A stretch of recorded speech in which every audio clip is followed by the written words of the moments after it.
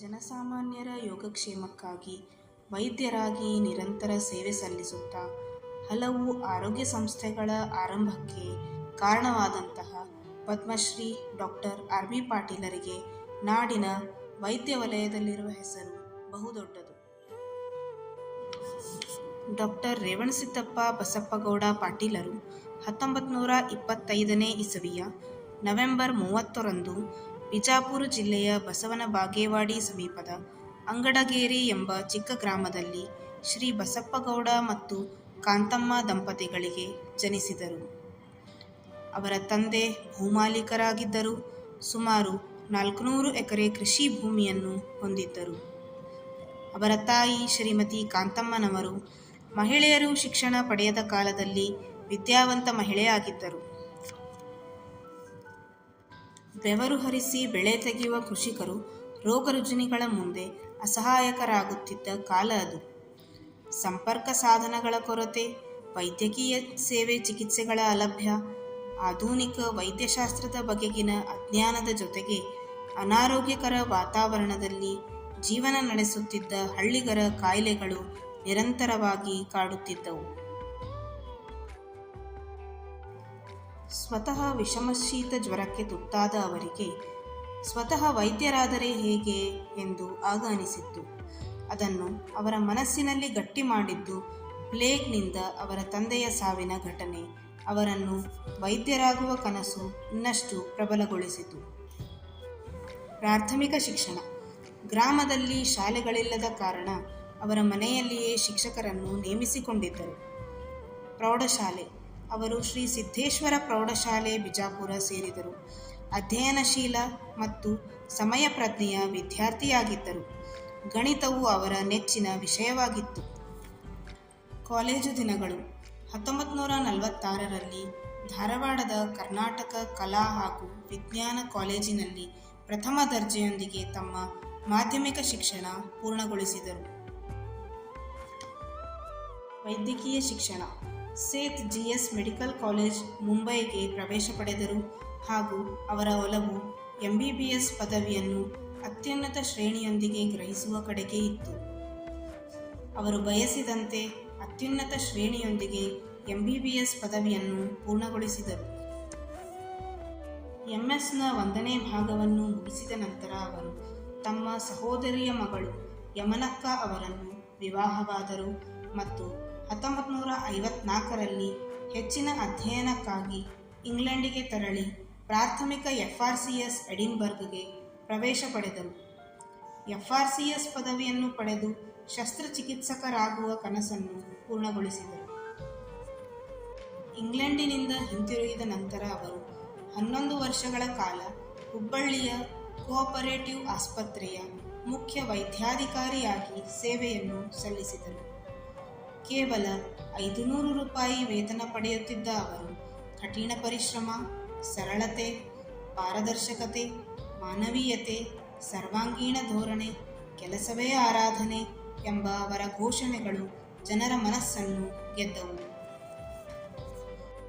ನಂತರ KMCಯಲ್ಲಿ ಶಸ್ತ್ರಚಿಕಿತ್ಸೆಯ ಗೌರವ ಪ್ರಾಧ್ಯಾಪಕರಾಗಿ ನೇಮಕಗೊಂಡರು.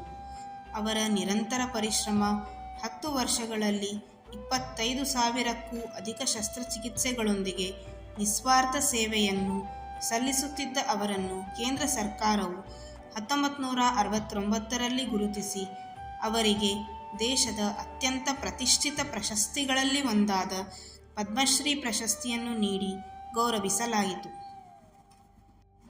Padmashri doctor R B. ಪಾಟೀಲರು ಕೆಲಸ ಮಾಡುತ್ತಿದ್ದ ಆಸ್ಪತ್ರೆಯಲ್ಲಿ ಬರುತ್ತಿದ್ದ ಕ್ಯಾನ್ಸರ್ ರೋಗಿಗಳು ಚಿಕಿತ್ಸೆ ಪಡೆಯಲು ದೂರದ ಊರುಗಳಿಗೆ ಹೋಗಿ ಬರಬೇಕಾದ ಅನಿವಾರ್ಯ ಪರಿಸ್ಥಿತಿಯ ಬಗ್ಗೆ ಚಿಂತಿಸಿದ ಅವರು ಕ್ಯಾನ್ಸರ್ ಆಸ್ಪತ್ರೆಯನ್ನು ಉತ್ತರ ಕರ್ನಾಟಕ ಭಾಗದಲ್ಲಿ ಪ್ರಾರಂಭಿಸುವ ಕನಸನ್ನು ಕಂಡಿದ್ದರು. ಒಂದೇ ಸೂರಿನಡಿ CT, MRI, ರಕ್ತ ಪರೀಕ್ಷೆಗಳಂತಹ ತಾಂತ್ರಿಕವಾಗಿ ಮುಂದುವರೆದ ತಪಾಸಣಾ ಕೇಂದ್ರವನ್ನು ಸ್ಥಾಪಿಸಲು ಇಚ್ಛಿಸಿದರು. 1977ನೇ ಇಸವಿಯಲ್ಲಿ ಕರ್ನಾಟಕ ಕ್ಯಾನ್ಸರ್ ಚಿಕಿತ್ಸಾ ಹಾಗೂ ಸಂಶೋಧನಾ ಸಂಸ್ಥೆ ನವನಗರ್ ಹುಬ್ಬಳ್ಳಿ ಎಂದು ಹೆಸರಿಸುವ ಮೂಲಕ ಕ್ಯಾನ್ಸರ್ ಆಸ್ಪತ್ರೆಯನ್ನು ಸ್ಥಾಪಿಸಿ ತಮ್ಮ ಕನಸನ್ನು ನನಸಾಗಿಸಿಕೊಂಡರು. ಆಗಿನ ಭಾರತದ ಉಪರಾಷ್ಟ್ರಪತಿಗಳಾದ ಶ್ರೀ ಬಿ.ಡಿ. ಜತ್ತಿ ಅವರಿಂದ ಉದ್ಘಾಟನೆಗೊಂಡಿತು. ಸಂಸ್ಥೆಯು ಕೋಬಾಲ್ಟ್, ರೇಡಿಯೋಥೆರಪಿ ಘಟಕ, ಸುಸಜ್ಜಿತ OT ಮತ್ತು ಕಿಮೊಥೆರಪಿ ವಿಭಾಗವನ್ನು ಒಳಗೊಂಡಿತ್ತು. ಸ್ಥಳೀಯ ವೈದ್ಯರು ಮತ್ತು ಸಾರ್ವಜನಿಕರ ಸಹಾಯದಿಂದ ಪೋಸ್ಟರ್ ಮತ್ತು ಸ್ಲೈಡ್ಗಳ ಮೂಲಕ ಹಾಗೂ ಕ್ಯಾನ್ಸರ್ ಶಿಬಿರಗಳನ್ನು ಮಾಡುವ ಮೂಲಕ ಜನರಿಗೆ ಕ್ಯಾನ್ಸರ್ ರೋಗದ ಬಗ್ಗೆ ಅರಿವು ನೀಡಲು ಪ್ರಾರಂಭಿಸಿದರು. ಕ್ಯಾನ್ಸರ್ ತಡೆಗಟ್ಟುವಿಕೆ ಮತ್ತು ಆರಂಭಿಕ ಪತ್ತೆ ಕ್ಯಾನ್ಸರ್ ಚಿಕಿತ್ಸೆಯ ಖಚಿತವಾದ ಮಾರ್ಗವಾಗಿದೆ. ಇದು ಜನರಿಗೆ ಅವರ ಸಂದೇಶವಾಗಿತ್ತು. ಕರ್ನಾಟಕ ವಿಶ್ವವಿದ್ಯಾಲಯದ ಸದಸ್ಯರಾಗಿದ್ದ ಅವರು ವಿದ್ಯಾರ್ಥಿಗಳಿಗಾಗಿ ಅನೇಕ ಹೊಸ ತರಗತಿಗಳನ್ನು ಪ್ರಾರಂಭಿಸಲು ಪ್ರೇರಣೆ ನೀಡಿದರು. ಹೀಗಾಗಿ ಶಸ್ತ್ರಚಿಕಿತ್ಸೆ, ಔಷಧಶಾಸ್ತ್ರ, ಚಿಕ್ಕ ಮಕ್ಕಳ ಚಿಕಿತ್ಸಾಶಾಸ್ತ್ರ, ಸ್ನಾತಕೋತ್ತರ ಪದವಿಗಳು ಆರಂಭಗೊಂಡವು. ಇದರಿಂದ ಅವರ ಸಲಹೆ, ಸೂಚನೆ, ಮಾರ್ಗದರ್ಶನ ಪಡೆಯಲು ವಿವಿಧ ಸಂಘ ಸಂಸ್ಥೆಗಳು ಮುಂದಾದವು. ಆಸ್ಪತ್ರೆಯು ಸ್ಥಿರವಾಗಿ ಬೆಳೆಯಿತು. 35 ಹಾಸಿಗೆಯುಳ್ಳ ಆಸ್ಪತ್ರೆಯು 150 ಹಾಸಿಗೆ ಹೊಂದಿರುವಷ್ಟು ದೊಡ್ಡದಾಗಿ ಪದ್ಮಶ್ರೀ ಡಾಕ್ಟರ್ R.V. ಪಾಟೀಲರು ಕಂಡಂತಹ ಕನಸಿನ ಕೂಸು ಬೆಳೆಯತೊಡಗಿತು. ರೇಡಿಯೋಥೆರಪಿ ಮತ್ತು ಶಸ್ತ್ರಚಿಕಿತ್ಸೆಗಾಗಿ ಆಸ್ಪತ್ರೆಯಲ್ಲಿಯೇ ಉಳಿಯುವ ರೋಗಿಗಳಿಗಾಗಿ ಉಚಿತ ಆಹಾರ ಹಾಗೂ ವಸತಿ ಸೌಲಭ್ಯವನ್ನು ಕಲ್ಪಿಸಿದರು. 150ಕ್ಕೂ ಹೆಚ್ಚಿನ ರೋಗಿಗಳು ಪ್ರತಿದಿನ ಅನ್ನದಾನದ ಸೌಲಭ್ಯವನ್ನು ಪಡೆಯುತ್ತಿದ್ದರು. ಈ ಆಸ್ಪತ್ರೆಯ ನಿರ್ಮಾಣಕ್ಕಾಗಿ ಹಲವಾರು ದಾನಿಗಳು ದೇಣಿಗೆಯನ್ನು ನೀಡಿದ್ದಾರೆ. ತಪಾಸಣೆಗೆ ವೈದ್ಯಕೀಯ ಉಪಕರಣಗಳು, ಎಂಡೋಸ್ಕೋಪ್, ಕಂಪ್ಯೂಟರ್ಗಳು ಮತ್ತು ಸುಸಜ್ಜಿತ ಲ್ಯಾಬ್ರೋಟರಿಗಳನ್ನು ಅಳವಡಿಸಿದರು. ಸುಪ್ರಸಿದ್ಧ ಚಲನಚಿತ್ರ ನಟ ಸುನೀಲ್ ದತ್ ಅವರು ಆಸ್ಪತ್ರೆಗೆ ಭೇಟಿ ನೀಡಿ ತಮ್ಮ ದಿವಂಗತ ಪತ್ನಿ ನರ್ಗೀಸ್ ದತ್ ಅವರ ನೆನಪಿನಲ್ಲಿ ಎಂಡೋಸ್ಕೋಪ್ ಯೂನಿಟ್ ಉಡುಗೊರೆಯಾಗಿ ನೀಡಿರುವುದು ಒಂದು ವಿಶೇಷ. ಖ್ಯಾತ ಚಿತ್ರಕಾರ DC ಬಾಗಳೆ ಅವರು ರೋಗಿಗಳಿಗೆ ನೀಡಿರುವ ಚಿಕಿತ್ಸೆಯ ನಿಸ್ವಾರ್ಥ ಸೇವಾ ಮನೋಭಾವವನ್ನು ನೋಡಿ ಒಂದು ವಿಶೇಷವಾದ ಕಾಣಿಕೆ ನೀಡಬೇಕೆಂದು 3 ವರ್ಷಗಳ ಕಾಲ ಪರಿಶ್ರಮ ಪಟ್ಟು ಈ ಚಿತ್ರವನ್ನು ರಚಿಸಿ ಪದ್ಮಶ್ರೀ ಡಾಕ್ಟರ್ R.V. ಪಾಟೀಲರಿಗೆ ಉಡುಗೊರೆಯಾಗಿ ನೀಡಿ ಗೌರವಿಸಿದ್ದಾರೆ. ಅಲ್ಲದೆ ಈ ಆಸ್ಪತ್ರೆಗೆ ಭಾರತ ರತ್ನ ಮದರ್ ತೆರೇಸಾ ಅವರು ಭೇಟಿ ನೀಡಿದ್ದು ಒಂದು ವಿಶೇಷ. Padmashri doctor R.V. ಪಾಟೀಲರ ಕುರಿತು ಅವರ ಮಾತಲ್ಲೇ ಕೇಳುವುದಾದರೆ, ನೀವೆಲ್ಲರೂ ನನ್ನಲ್ಲಿ ಬಂದು ನನಗೆ ತುಂಬ ಆನಂದ, ಅಭಿಮಾನ ಅನ್ನಿಸ್ತದೆ. ನನ್ನ ಹುಟ್ಟೂರು ಬಸವನ ಬಾಗೇವಾಡಿ ತಾಲೂಕು ಅಂಗಡಿಗೇರಿ ಅಂತ. ಅದು ಒಂದು ಸಣ್ಣ ಹಳ್ಳಿ, ಜನಸಂಖ್ಯೆ 1,000, ಬರಗಾಲ ದೇಶ. ನಾ ಹುಟ್ಟಿ ಬಂದು 80 ವರ್ಷ ಆದರೂ ಸಹಿತ ಇನ್ನೂ ಆ ಹಳ್ಳಿನೇ.